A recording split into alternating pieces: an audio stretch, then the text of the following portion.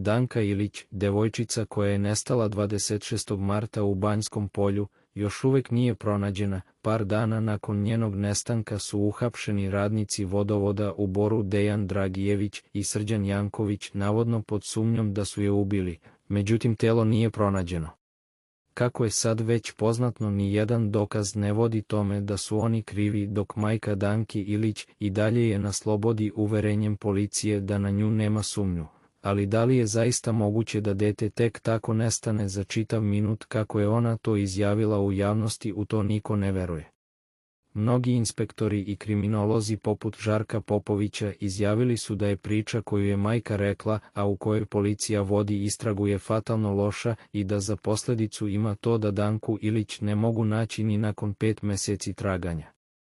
Kuda i zašto policija greši i ne privodi Ivanu Ilić još nema jasnog odgovora, osim toga da neko sabotira celi slučaj oko male Danke.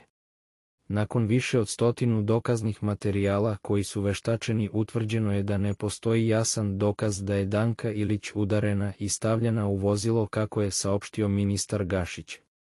No sve od 26. marta ne ide u prilog tome kada i kako je nestala Danka Ilić. Ni jedan jedini dokaz i informacija nije u potpunosti pomogla da se sazna bilo šta o devojčici.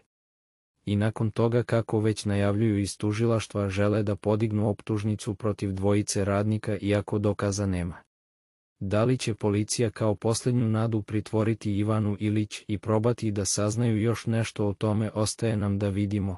A šta vi mislite o tome da jedina realna sumnja može biti majka? Ostavite svoj komentar. Hvala.